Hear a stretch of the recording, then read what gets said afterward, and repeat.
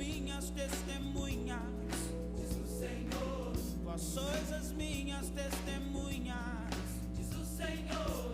Vós sois as minhas testemunhas, diz o Senhor. Vós sois as minhas testemunhas. Cantemos em seu louvor. Aleluia, aleluia. Este nome tem poder. Oh, aleluia, aleluia, aleluia, sim, a Jesus. Na cruz seu filho se entregou pra minha salvação. Na cruz seu filho se humilhou. Pra quê? Pra minha salvação. Na cruz seu filho se entregou pra nossa salvação. Na cruz seu filho se humilhou pra nossa salvação. Que salvação poderosa. Este Deus é demais. Ele satisfaz. Esse Deus sabe o que faz. Oh, aleluia. E o cântico de vitória. E hoje eu canto com certeza da minha salvação. E hoje eu canto com certeza da minha salvação. E hoje eu canto com certeza da nossa salvação. E hoje eu canto com certeza. Eu quero ouvir se você tem certeza pra louvar. Cante a salvação que vem lá do Rei, do Senhor, aquele que se encontrou com você. Aleluia, vamos adorar. É o cântico de vitória. Vem! E hoje eu canto com certeza da minha salvação. Hoje eu canto com certeza da minha salvação. Hoje eu canto com certeza da nossa salvação. Hoje eu canto sim com certeza da nossa salvação. Eu te agradeço, Rei, porque lá na cruz tu venceste e nos fizeste as suas testemunhas. Aleluia, que este Deus sabe o que faz, Ele é capaz.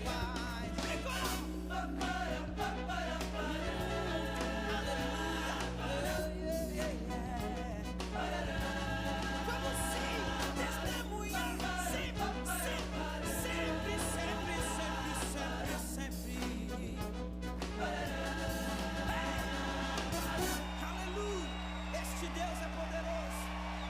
Somos as suas testemunhas em todos os lugares, em todo o tempo. Somos as suas testemunhas.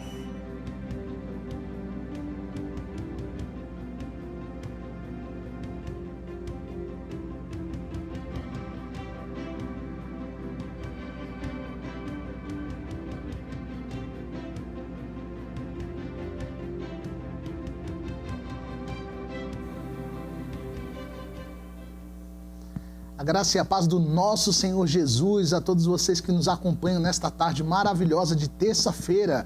Eu me chamo Vitor Soares e este é o nosso encontro semanal, o nosso programa Missão Desafio em Ação, local onde nós aprendemos um pouco mais sobre a obra de Deus, sobre a obra missionária, este privilégio maravilhoso que é para cada um de nós podermos anunciar o Evangelho do Senhor em todas as nações, aonde quer que nós estejamos. Então, se você está chegando agora, seja muito bem-vindo a mais este nosso encontro semanal. E aqui, dando continuidade a esta semana temática, nós estamos nos aproximando aos nossos últimos programas do ano de 2023. Eu quero convidar você desde já, se você não estava acompanhando os nossos últimos programas, dá uma olhadinha lá, vê o programa da semana passada, que esta nossa série, queridos, ela é justamente a introdução de toda uma temática que virá no nosso próximo ano.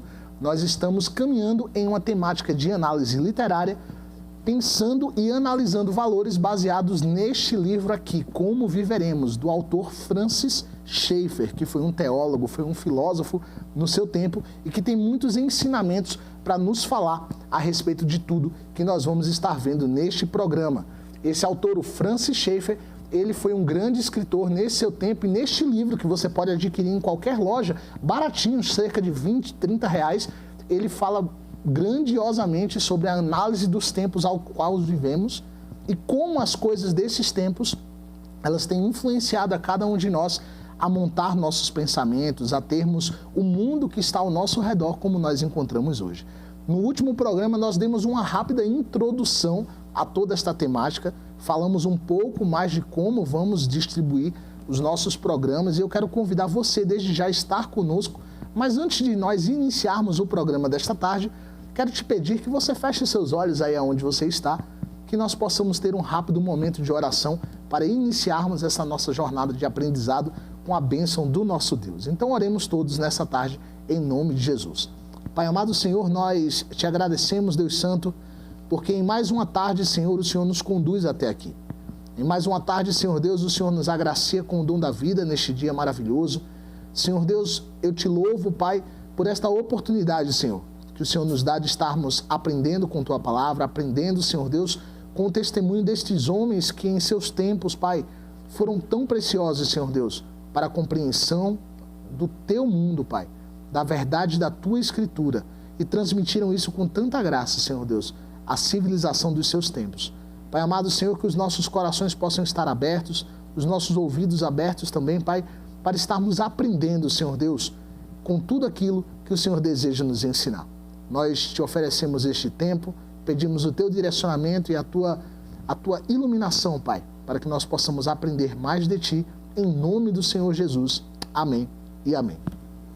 Meus queridos, conforme nós falamos, Francis Schaeffer, que é o autor no qual nós estaremos nos baseando para termos este nosso momento de conversa e de diálogo, ele foi um homem que pensou bastante em seus anos sobre como a cultura do seu povo estava caminhando, de onde isso tinha vindo e quais os rumos que essa história tomaria nos anos seguintes. Baseado nessa observação do seu tempo e uma análise histórica muito grande, Schaeffer foi reconhecido muitas vezes como um teólogo da cultura. Os seus escritos são citados como muitas vezes os maiores escritos de análise cultural para bases antropológicas e histórias. Calma. Vitor, que palavra gigantesca, antropológicas. São estudos relacionados à condição do homem. Então, se você vê tudo aquilo que nós somos, a maneira que nós organizamos o nosso pensamento, a maneira que nós nos organizamos como sociedade, isso tudo é antropologia. E quando a gente vai ver toda essa jornada que nós passamos aqui enquanto pessoas, enquanto povos, enquanto geração, Francis Schaeffer percebeu todas essas coisas no tempo dele e ele foi analisando. E nessa jornada, desde o princípio, desde a civilização grega até o mundo contemporâneo, ele conseguiu traçar um padrão. E esse padrão, pasme você, talvez que nos assiste agora nessa tarde, ele se repete grandemente ao longo da história. E no tempo que nós vivemos, um tempo de tecnologia sem precedentes, um tempo que cada um de nós é tão bombardeado com informações, tanto dentro quanto fora da igreja, nós precisamos estar conscientes, irmãos, de que a nossa história, ela não surgiu do nada, ela não veio do acaso, ela é uma repetição de um anseio da humanidade que está presente desde mais de 1000 anos, 2000 anos atrás. Desde que o homem é homem, nós temos um anseio em nosso coração por algo que não pode, o mundo ao nosso redor não pode preencher, não pode ser concedido pelo mundo e as coisas à nossa volta, mas só pode ser concedido pela graça e a misericórdia do nosso Deus Criador. A Bíblia nos testifica isso ao longo de toda a Escritura, mas eu quero te convidar a observar, assim como Francis Schaeffer o fez nos seus dias, eu quero te convidar a observar esta ótica ao longo da história e dos séculos. Nos nossos programas, nós estaremos falando em cada um deles sobre elementos presentes nos povos, nas culturas que estão presentes hoje em dia em nossas vidas e como esses elementos deram origem às nossas indagações de alma, as nossas indagações dos nossos tempos, a sentimentos que hoje explodem na nossa sociedade, como, por exemplo, a depressão, a ansiedade, a ideologia de gênero, o pluralismo de ideias e tantas outras coisas. Eu quero te convidar a estar refletindo sobre isso. Na nossa programação, ao longo dos nossos programas, nós estaremos tratando de principalmente 3 tópicos.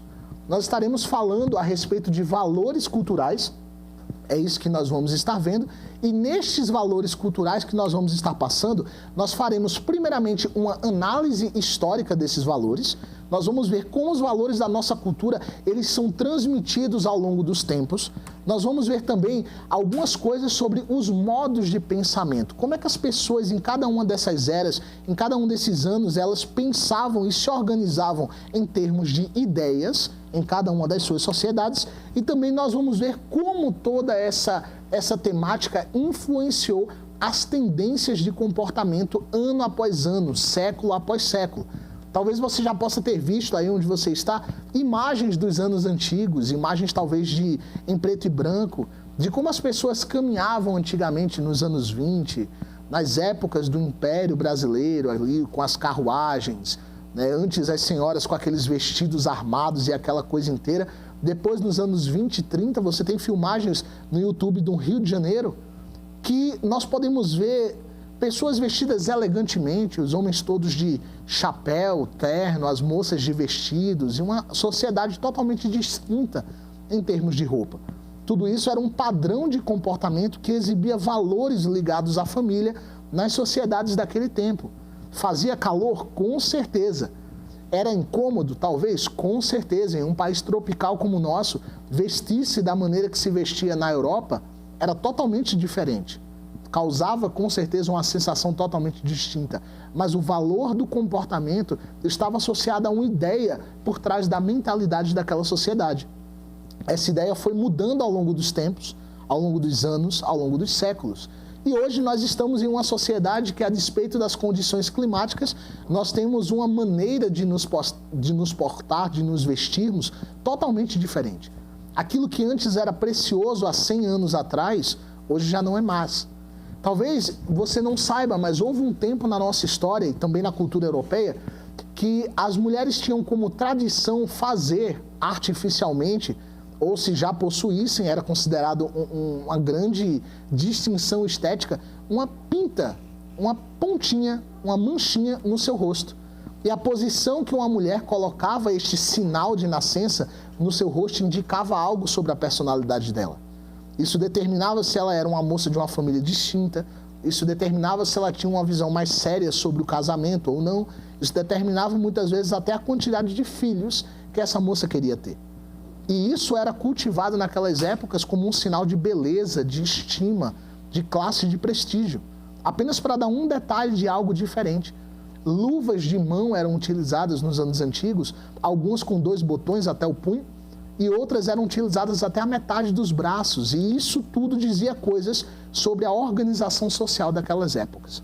Talvez hoje você possa dizer, nossa, Vitor, mas por que estamos falando disso? A primeira ideia que eu quero deixar clara para você, que Francis Schaeffer tanto explora nos seus escritos, é que as vestimentas, a produção cultural e os trejeitos de uma sociedade estão ligados com os valores os quais ela compartilha. E esses valores foram mudando ao longo do tempo. Vamos tomar como exemplo agora o nosso primeiro estudo de caso. A primeira civilização que nós podemos encontrar, que é justamente a civilização da Grécia Antiga. Vamos olhar um pouco sobre como essa temática chegou até os dias de hoje. Quando olhamos para a Grécia Antiga, queridos, todos nós conhecemos essa civilização.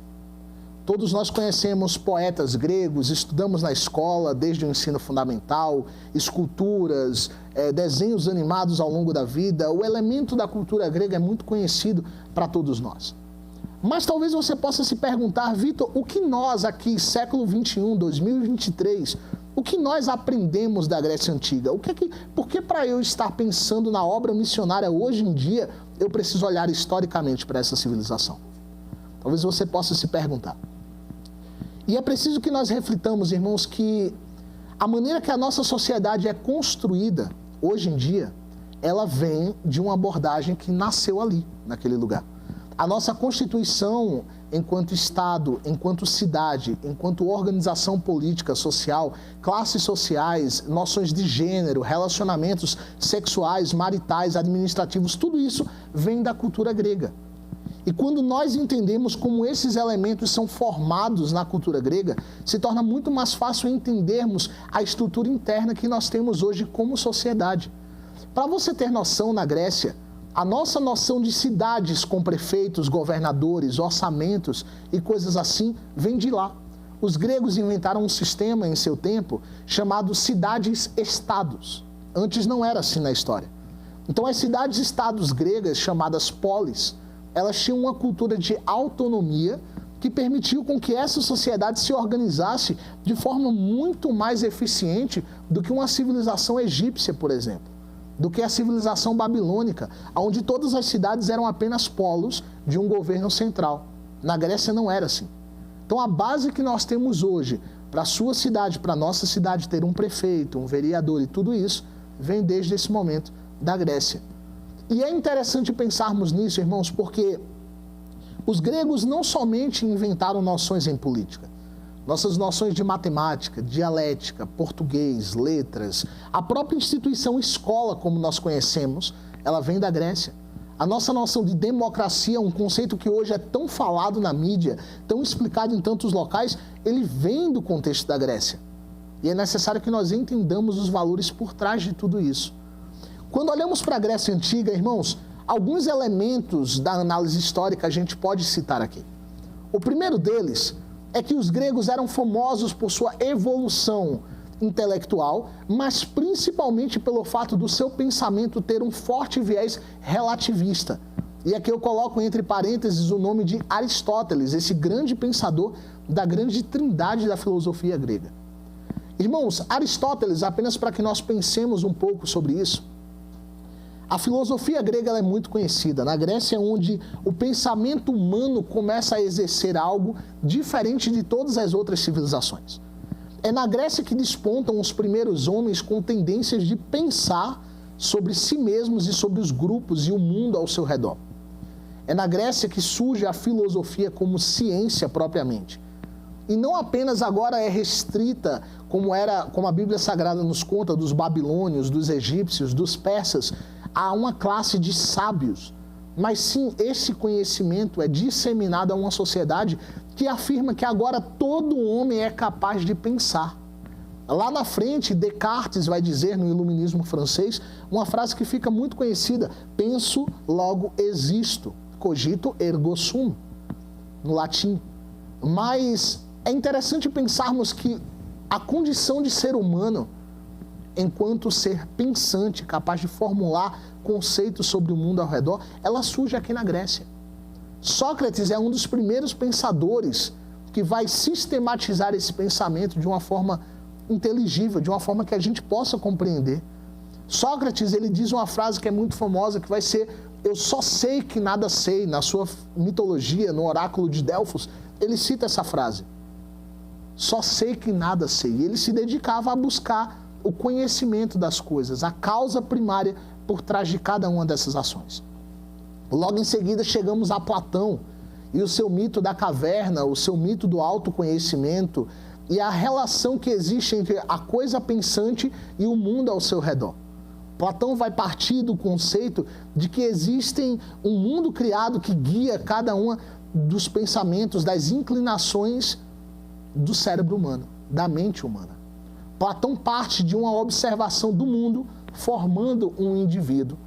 E ele vai pôr para frente isso nos seus escritos. Mas chega-se até Aristóteles, esse pensador. E Aristóteles diz diferente.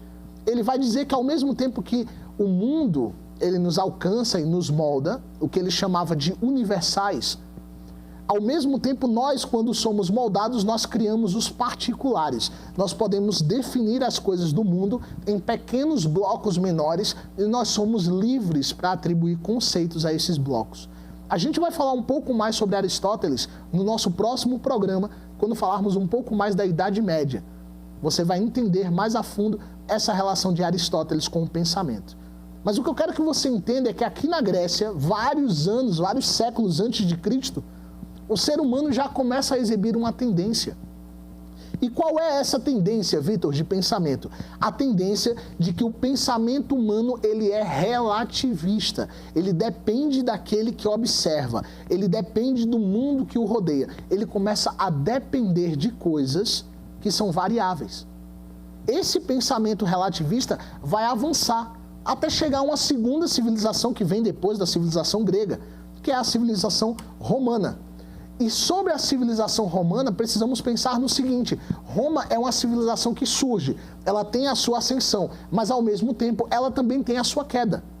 E quando Roma sobe e se promulga como algo glorioso, a maior civilização que já existiu, tanto é que a cidade de Roma tem um apelido de cidade eterna, porque diziam os romanos que o mundo poderia acabar, mas Roma existiria eternamente.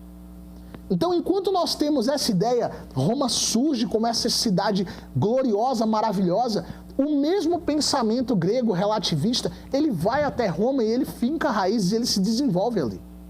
Basta pensarmos nos deuses que guiavam essas duas sociedades. Nós temos um relativismo nessa civilização que é algo que nos incomoda profundamente quando olhamos para trás, porque, irmãos, é algo incrível. Os deuses, tanto da Grécia quanto de Roma, eles eram seres completamente falhos, inconstantes e instáveis. Veja, por exemplo, um deus como Zeus, na mitologia grega. Um deus sedutor, um deus que teve inúmeras esposas, tanto deusas quanto mortais, um Deus que protagonizou episódios de adultério, traição, mentira, encobrimento, teve vários filhos, assassinou esposas. É um Deus com inúmeras falhas morais, que era reverenciado como a divindade máxima da mitologia grega. Ora, como posso eu, um ser humano, adorar a um Deus que é muito mais poderoso do que eu, mas que muitas vezes é mais corrupto mentalmente do que eu jamais seria? Como é possível uma sociedade estar fundamentada em uma coisa superior que dá sentido a todas as coisas dessa sociedade e essa coisa superior que é a base de tudo, os deuses, o mais alto grau de entendimento, essa coisa superior ser mais falha do que a coisa que é inferior a ela? Ora, se você tem alguma familiaridade com a construção de uma casa, você vai perceber que a beleza de uma casa e a nobreza da sua estrutura, o tamanho, a dimensão de suas paredes, eles são diretamente proporcionais à estrutura da sua base. Se nós fizermos uma base pequena numa casa e formos colocar paredes grandes de mármore, soberbas, bonitas, a casa não se sustenta, ela cai. Então, para que as paredes sejam belas, para que o edifício, a construção seja alta, a base precisa ser mais resistente do que essas estruturas. Porque ela precisa resistir ao peso das estruturas e de outras coisas ao redor. É assim na construção civil. Mas se pensamos numa sociedade cuja base é um valor supremo, um valor superior de referência, e esse valor aqui na Grécia e em Roma eram os deuses, como essa sociedade poderia ter êxito se os seus valores eles são frágeis? Se os seus valores são inconstantes, se os seus valores não podem ser usados como régua absoluta. Em Grécia e em Roma, nós tivemos um relativismo moral absurdo. O padrão de comportamento daquelas sociedades, ele é um padrão totalmente desmedido, é um padrão que prezava pela liberdade inconsequente dos impulsos humanos. Nós temos gregos que se entregavam a orgias sexuais, nós temos relacionamentos entre pais e filhas, entre homens e mulheres, entre homens e homens, mulheres e mulheres, e coisas horríveis naquela sociedade, o que era tido como plenamente comum. Apesar de estarmos falando de uma sociedade regida por um sistema religioso que pregava a existência de um referencial divino para guiar as pessoas embaixo. Roma seguiu o mesmo padrão. Em Roma, a corrupção política, moral, social, econômica foi evoluindo e à medida que o sistema dos deuses começou a entrar em declínio, essas sociedades caíram por terra também. Nós precisamos pensar sobre isso, porque é nesta ótica da ascensão e no declínio dessas civilizações que nós encontramos aqui mais um ponto que Francis Schaeffer relata. Uma sociedade, ela é tão madura, tão sólida, quanto à solidez dos seus fundamentos. Grécia surgiu, brilhou e caiu. Roma surgiu, brilhou e caiu logo em seguida. E nós, como sociedade? Nós surgimos, é fato, com toda essa bagagem ao nosso redor. Estamos aqui hoje, mas será que não estamos na beira de uma queda iminente? Essa é a reflexão que nós falaremos um pouco mais na segunda parte do nosso programa, no nosso próximo bloco. Então não sai daí, daqui a pouquinho a gente está de volta em nome do Senhor Jesus. Até logo!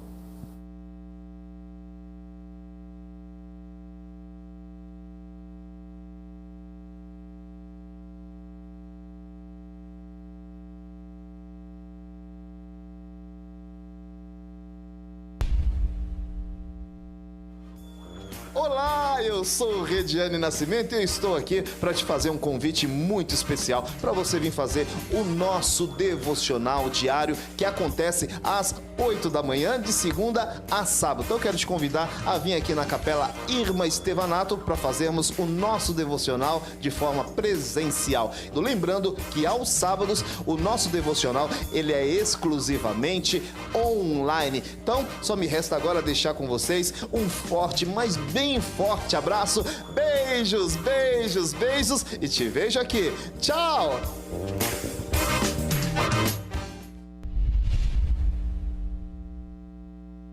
Olá, eu sou Vanderlei Medeiros e de segunda a sexta-feira eu estou aqui apresentando o programa Manhã Manda Aqui, às 10 horas da manhã.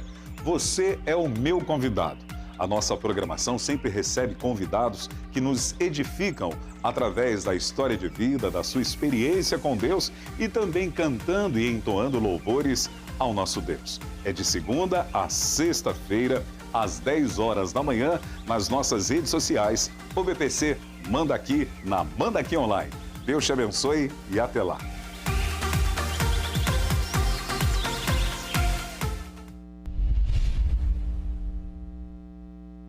Olá, graça e paz do Senhor Jesus Cristo. Eu sou o pastor Eduardo. Quero convidá-los a participar conosco do programa Conversa Teológica, que vai ao ar toda segunda-feira, às 15 horas, pela rede OBPC Manda Aqui. O programa se dedica a análises teológicas do ponto de vista das Escrituras. Participe conosco toda segunda-feira, 15 horas. Aguardo por você. Um grande abraço e até lá.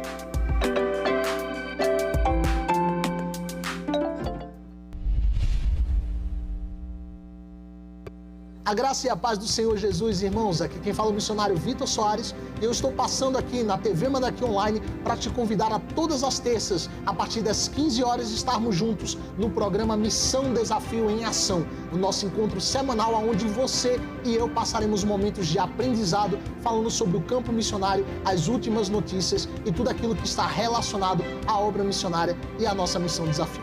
Todas as terças, às 15 horas, não perde, temos um encontro marcado. Que Deus te abençoe, em nome de Jesus.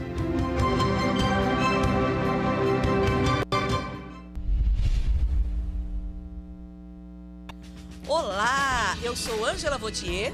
Eu sou o pastor Daniel Rocha. E nós estamos aqui para te convidar para o programa Os Hinos que Cantamos, um programa abençoado, com muita música, muita história boa e a presença de Deus através da palavra. Todas as quintas-feiras, às 15 horas, nas redes sociais da OBPC Manda Aqui. Esperamos vocês, hein? Até lá!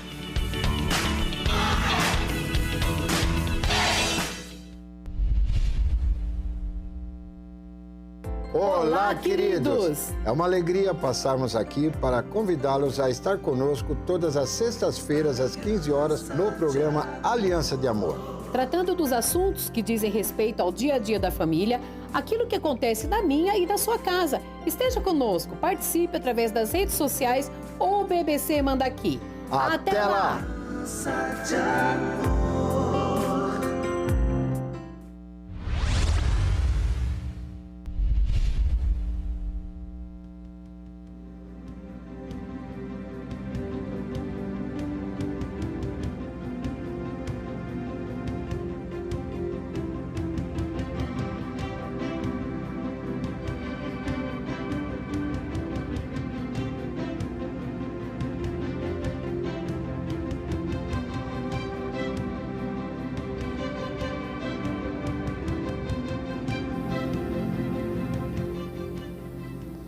Estamos de volta nesta tarde maravilhosa de terça-feira.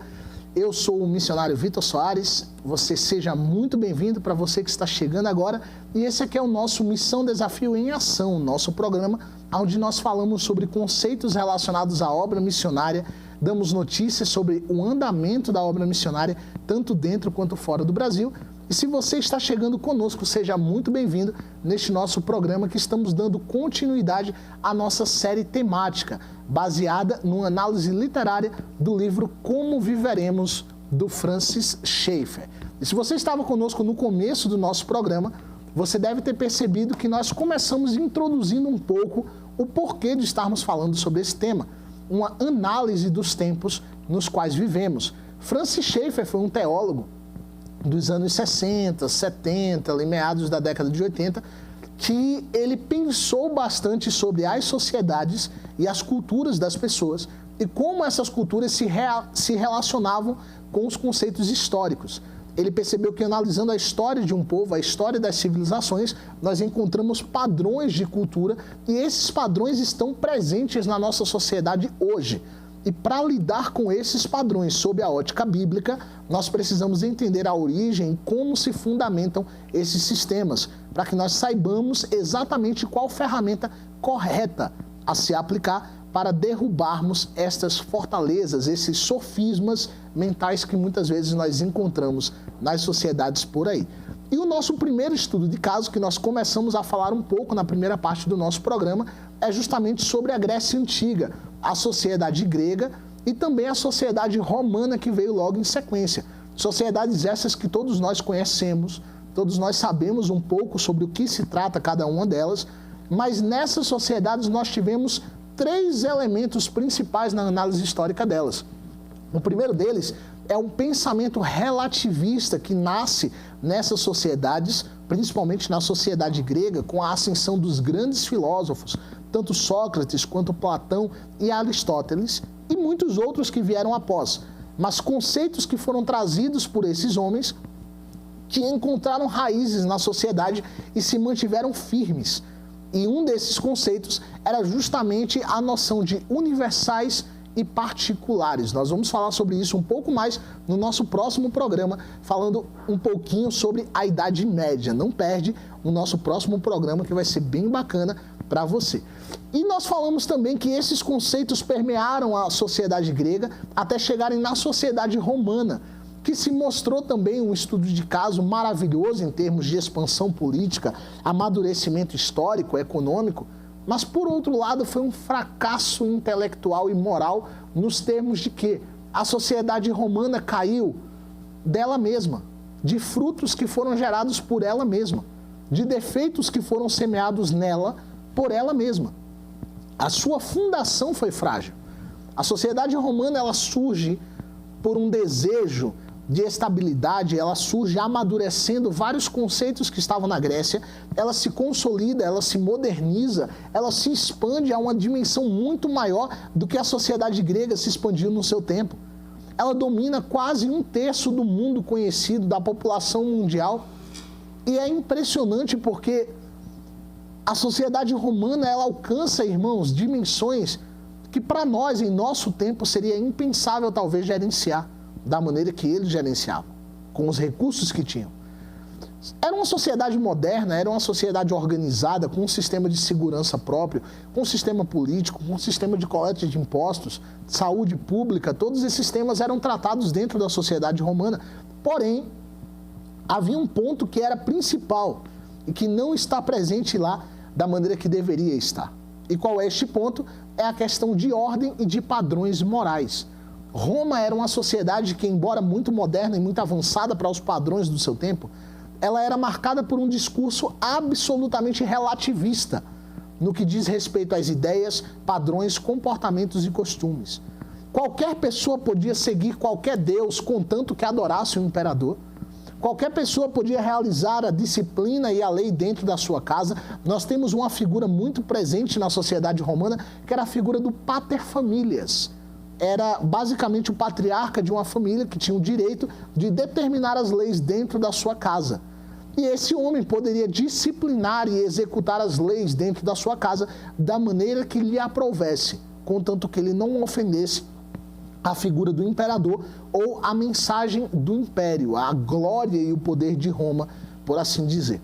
A figura do pater familias era tão autoritária em seu tempo que ele poderia deserdar e herdar filhos. ele poderia adotar e abandonar crianças, ele poderia aceitar casar-se ou divorciar-se por qualquer motivo com sua esposa. Ele poderia exercer a disciplina física, o que no nosso tempo seria a agressão física dentro da sua casa, porque ele é o homem que aplicaria aquela noção, aquela lei, aquela avaliação de justiça.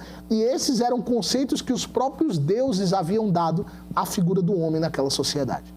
Mas não havia uma regra pautada pelo amor, ou pelo bom senso, ou pela análise crítica de valores dentro das famílias, ou mesmo dentro da sociedade romana. Sentenças de morte eram dadas todos os dias, ainda que as pessoas não tivessem a menor culpa nos delitos, apenas pelo fato de terem, talvez, discordado do imperador em algum tema. Nós temos histórias de deuses romanos que eram profundamente corruptos, eram profundamente devassos. Nós temos, por exemplo, as festas saturnais do deus Saturno. Se você talvez conhece a relação entre deuses romanos e gregos, você vai entender que o deus Dionísio, o deus do vinho, que era chamado também de Baco, ele, na mitologia romana, ele é comparado ao deus Saturno. E essas festas que eram dadas em honra a Dionísio se tornam as saturnais de Roma, o que vai dar origem à Carnavalia, as festas da carne, ou ao nosso carnaval moderno, que é justamente um período no qual o corpo e a sociedade se encontram totalmente livres, sem necessidade de nenhum tipo de regra moral, apenas a liberdade da carne pela carne e o livre fluxo dos impulsos e essências humanas, porque isso sim era celebrado como progresso e avanço. São falhas morais absurdas que existiam naquela sociedade e que terminaram por enfraquecer a fé romana, enfraquecer a sociedade romana, porque Roma não tinha mais no que se fundamentar. Os bárbaros e as nações bárbaras que invadiram Roma nos anos seguintes, nos séculos seguintes, eles tinham um modelo de organização que, aos olhos de Roma, era um modelo totalmente brutal e arcaico, mas que tinha uma unidade de propósito que a nação romana, em toda a sua modernidade, não possuía. Roma estava fragmentada por ideias diferentes, por uma pluralidade de ideias, na qual cada um admitia ter uma verdade ou o caminho correto a se seguir. Um imperador fazia uma coisa, o outro logo em seguida desfazia tudo que era feito e começava do zero e direcionava a nação para um caminho totalmente diferente. E essa ausência, queridos, de padrões de comportamento absolutos foi o que levou a nação romana à ruína. Roma não teve força para se manter unida diante das ameaças externas e ela desabou sob o peso da sua própria soberba, da sua própria ignorância, da sua própria evolução. Nós demos um exemplo na primeira parte do nosso programa falando sobre o exemplo de uma casa ser construída. As paredes de uma casa são diretamente proporcionais à profundidade e à estrutura da base daquela casa. Quanto maior a base, quanto mais estável, mais resistente é a base daquele imóvel, mais correta e mais longe irá aquela nação. A nação romana, ela sobrevive por um período de aproximadamente 600 anos. Quando pensamos em todos os desdobramentos, falo da civilização romana ocidental, porque o Império do Oriente só vai cair em 1453, com a queda de Constantinopla pelos turcos otomanos, mas isso é outra história. E o que quero chamar a atenção para vocês é o seguinte, irmãos, nós como sociedade hoje, vivemos talvez a mesma situação que o Império Romano viveu lá atrás. Será que você reconhece essas estruturas de que nós afirmamos estar vivendo o melhor tempo que o mundo já viveu? Roma falava esta mesma frase. Será que você conhece, talvez, está familiarizado com o conceito de que a minha verdade é a minha verdade? Você pode ser a tua, você pode ter a sua verdade, tua opinião, contanto que ninguém se ofenda, contanto que o respeito prevaleça. Será que você conhece esse conceito de algum lugar? É um conceito que existia em Roma e que nós temos hoje em dia. Nós temos o conceito, Vitor, do meu corpo, minhas regras. Eu sou livre para fazer o que quiser. A minha vida só me diz respeito. Eu sou a pessoa que tem o domínio sobre as minhas ações. Será que você reconhece esse conceito de algum lugar? Esse conceito surge lá em Aristóteles. Está na Grécia. Esse conceito floresceu lá muito mais do que floresceu em nosso tempo. E Grécia caiu. Esse conceito está em Roma. Floresceu muito mais também do que nós. E Roma caiu. Nós hoje estamos mostrando o mesmo padrão de comportamento que essas sociedades lá atrás passaram. Talvez hoje nós não temos, nações bárbaras nos invadindo como os romanos tiveram. Não temos exércitos aos nossos portões como Roma teve em seu tempo. Os bárbaros e a tomada de Cartago, os grandes ditadores como Calígula e tantos outros homens que fizeram ações nefastas no seu tempo lá. Não temos isso hoje, mas nós temos conglomerados globais que estão se alinhando em prol de temáticas específicas. E cada um de nós precisa tomar uma decisão se nós vamos nos submeter ou tentar fazer a nossa parte para alterar essas circunstâncias nas quais nós vivemos. Os exércitos que estão às nossas portas não são mais exércitos militares com espadas e escudos, mas são exércitos psicológicos e ideológicos que estamos vivendo em nossos dias. Basta você olhar para um quadro de como está a nossa educação atualmente, como está o nosso sistema econômico, político e o nosso sistema até mesmo filosófico. O pluralismo que nós vivemos em nossos dias, diferente dos romanos, que afirmavam que existiam vários deuses, cada qual com sua ética, cada qual com sua lógica. Alguns eram devassos, alguns eram justos, alguns eram tolos, alguns sábios. Todos igualmente deuses. No nosso tempo, nós temos muitas vezes um Deus, na nossa ótica cristã. Mas, diante de tantas igrejas que temos por aí, nós temos um Deus que não se importa com as questões sociais, nós temos um Deus que é totalmente social, nós temos um Deus que segrega os homossexuais, nós temos o Deus dos homossexuais, nós temos um Deus racista e um Deus apenas da teologia negra, nós temos um Deus que se importa com o pós-vida, nós temos um Deus que dura apenas com esse tempo, nós temos um Deus para a direita, um Deus para a esquerda, são vários deuses que possuímos, todos chamados do mesmo Deus. Será que essa circunstância não nos faz lembrar o panteão romano? Será que essa sociedade que nós vivemos hoje, 2000 anos após Cristo, será que em 2 milênios depois nós não estamos repetindo o mesmo padrão de comportamento como seres humanos que existia em Roma? Irmãos, o colapso de Roma e o colapso da Grécia aconteceram porque as pessoas buscaram referências que eram falhas. Referências que foram criadas por elas mesmas. Referências de deuses que eram meramente como espelhos das pessoas do passado. Em Roma, por exemplo, nós tínhamos o culto ao imperador. O imperador se proclamava como representante supremo da raça humana, imbuído de um poder divino, de uma essência divina. Ora, como pode a figura de um Deus, a definição de um Deus, que é algo que é maior do que a nossa realidade, algo que é maior do que o nosso mundo, maior do que a nossa criação, ser tão limitado quanto o comportamento humano e a nossa mente, que é tão falha e incapaz, quanto o nosso caráter que hoje está aqui e amanhã não está? Eu me lembro que no começo do século XX, finalzinho do século XIX, um grande escritor chamado J.R.R. Tolkien, escritor de uma obra literária e cinematográfica grandiosa, muito conhecida como O Senhor dos Anéis, nós temos esse escritor fazendo justamente uma alusão a esse sistema, com o seu mundo e todas as coisas que possuía.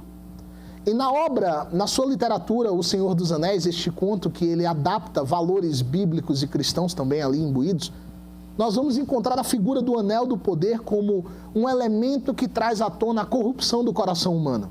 Fato esse muito bem expresso na Bíblia, aonde a palavra do Senhor vai nos dizer que do nosso coração procedem todos os vícios, as imoralidades, nossos excessos, nossas falhas estão no nosso coração.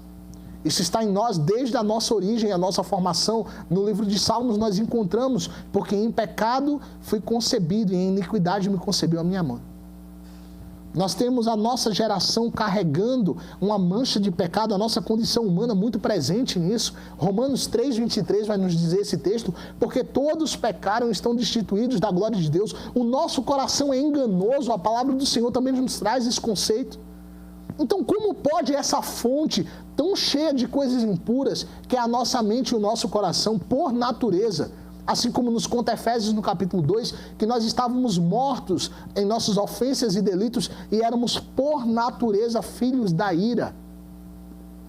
Como pode uma mente corrompida e um coração sujo serem criadores de regras morais que estão ali para serem seguidas por toda a humanidade? Ora, se o encanamento de uma casa está sujo, a água que sairá dali com certeza carregará sujeiras e não há possibilidade daquilo ser limpo. Se a mente humana e o coração humano é corrompido e cria deuses para que o homem possa seguir, não há outra alternativa. Os deuses criados serão corrompidos, impuros e vão seguir o mesmo caminho do ser humano que os criou, um caminho de incertezas.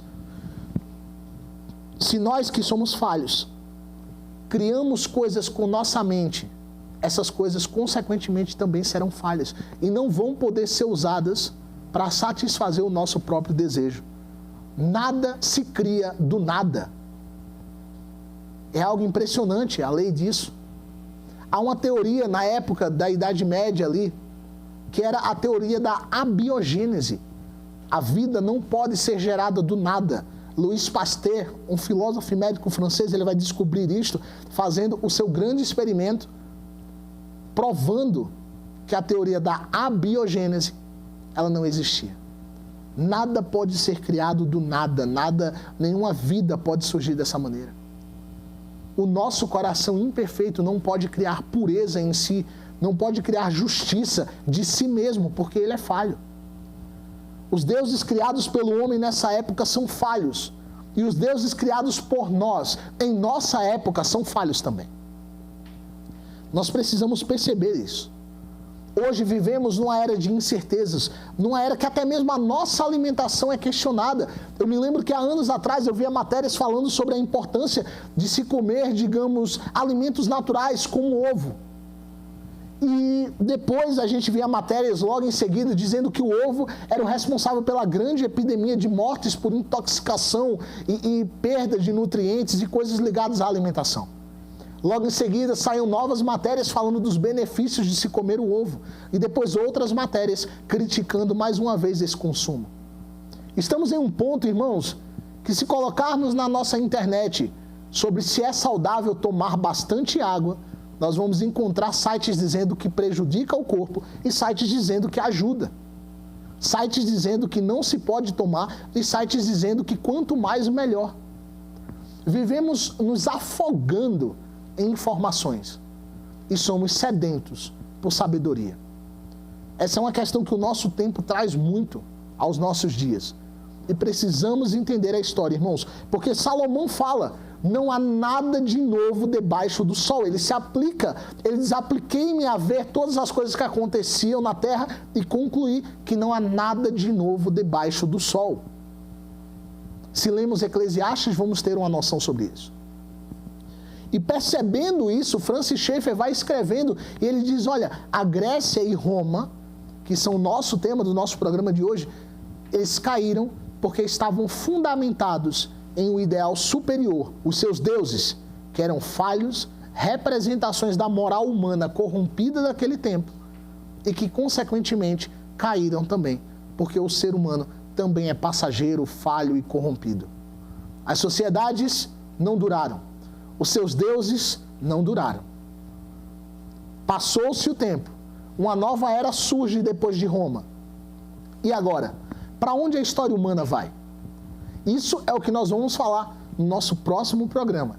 Nós vamos estar falando agora no período pós-Roma, da Idade Média.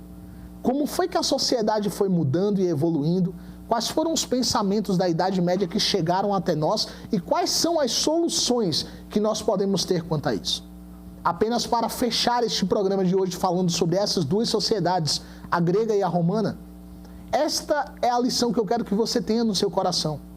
Nós, enquanto sociedade, enquanto famílias, enquanto igreja, enquanto pessoas, não podemos ter bases de comportamento que sejam geradas por nosso próprio coração. Sociedades e povos já fizeram isso e eles caíram em ruína. É isso que eu quero que você entenda. A nossa mente não pode produzir ídolos e guias e nortes morais para o nosso comportamento que sejam efetivamente bons e solucionáveis e realmente respostas para o problema do nosso mundo. Aonde você ouvir a solução de que o homem está salvando o planeta, o homem está salvando a história, o homem está salvando algo, desconfie e duvide fortemente. Porque de nós, um povo corrupto, destruído moralmente e com um coração tão cheio de coisas negativas como é o pecado, de nós não pode sair salvação de forma alguma. Nem para este mundo, nem para as nossas vidas, nem para o nosso conhecimento. Essa é a lição que eu quero que você reflita. Será que nós, como sociedade, estamos colocando a nossa salvação em nós mesmos? Será que esse pluralismo de ideias está vindo da nossa própria mente? Aonde isso vai nos levar? Será mesmo que a ideologia de gênero, as questões sociais, o racismo, a agenda woke, a cultura ambientalista, zero carbono, evolução dos veículos elétricos e tantas outras inovações tecnológicas do nosso tempo, será que isso é apenas uma consequência natural e inédita do mundo? Ou será que esses são apenas sintomas da nossa mente corrompida que século após século se exibe de uma nova forma? Essa é a reflexão que eu quero deixar para você. Nessa tarde, tenha em seu coração que você possa olhar para Deus, olhar para a sua fé e olhar para a sua vida neste programa que nós estamos fazendo e pedir ao Senhor, Pai, nos guarde de estarmos alicerçados em nossos próprios conceitos, de estarmos alicerçados em nossas próprias opiniões, porque este não é o caminho. Qual é o caminho, Vitor? É a palavra? Sim, mas nós vamos aprender um pouco mais sobre isso no nosso próximo programa. Por aqui nós vamos parar, mas antes disso eu quero deixar um abraço especial para você que nos assiste nessa tarde.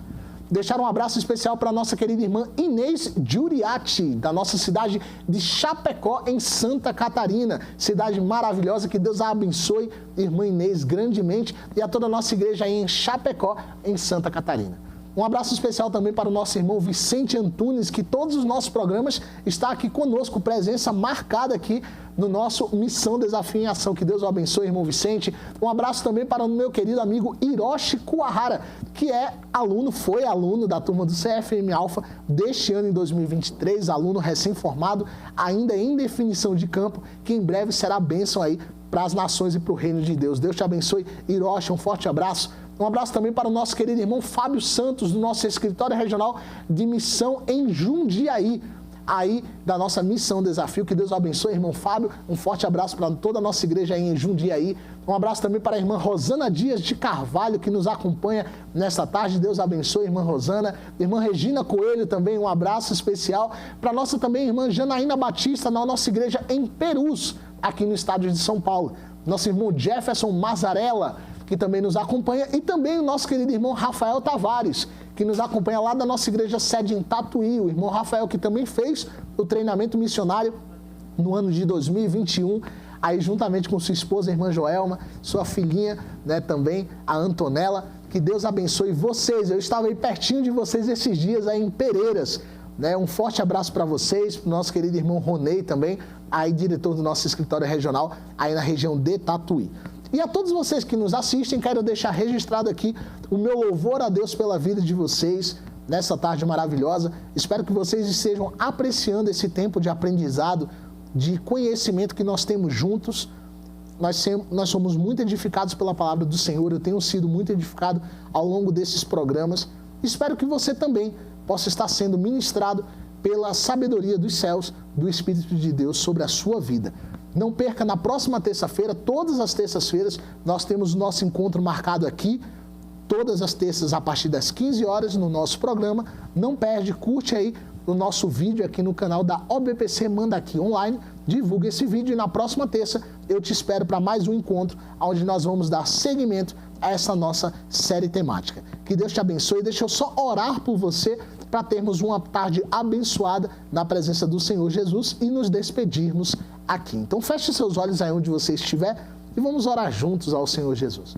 Pai amado Senhor, nós te louvamos, Deus, e te agradecemos por mais esta hora, Senhor, que compartilhamos juntos na tua presença. Senhor Deus, obrigado, Senhor, porque o Senhor nos deu capacidade de olharmos para a nossa história e entendermos, Senhor, que nós somos pecadores e isto não é novo. Que o nosso pecado não é fruto apenas do tempo em que nós vivemos, mas que esta mancha, Senhor Deus, que existe em nossas almas, nos acompanha desde séculos e milênios atrás. A Tua palavra nos testifica que o nosso fôlego de vida precisa da Tua misericórdia. A história nos mostra, diante de tantas gerações e civilizações que surgiram e caíram, que a Tua misericórdia é o que nos sustenta e que na Tua palavra é que existe a verdadeira sabedoria. Pai, Senhor, guarda o nosso coração para que nós saibamos que apenas em Ti, Senhor Deus, nós temos resposta para as nossas questões. Que apenas em Ti, Senhor, nós encontramos a solução para um mundo desesperado como este mundo aí fora. Que apenas em Ti, Senhor, nós encontramos a solução para a nossa angústia e a esperança que nos conduzirá à eternidade, Pai. Eu Te louvo, Senhor Deus, pela vida de cada um dos meus irmãos que assistiu este programa, que esteve junto comigo, Pai, nesta tarde. Dai-nos, Espírito Santo, uma tarde maravilhosa, um fim de tarde abençoado na Tua presença, que nós possamos ter a nossa noite para louvar a Ti, a nossa semana, Senhor Deus, dedicada à honra e glória do Teu nome, e que na próxima semana, se assim o Senhor nos permitir, que nós estejamos juntos para aprender ainda mais contigo e de Ti, Senhor. Pai amado, que a Tua graça nos acompanhe hoje e para todo sempre, em nome do Senhor Jesus. Amém. Que Deus te abençoe nesta tarde, nesta noite, e não perca, na próxima semana eu espero você para mais um programa Missão Desafio em Ação. Que Deus te abençoe e nós nos vemos na próxima terça, se Deus permitir. Fique na paz do Senhor Jesus.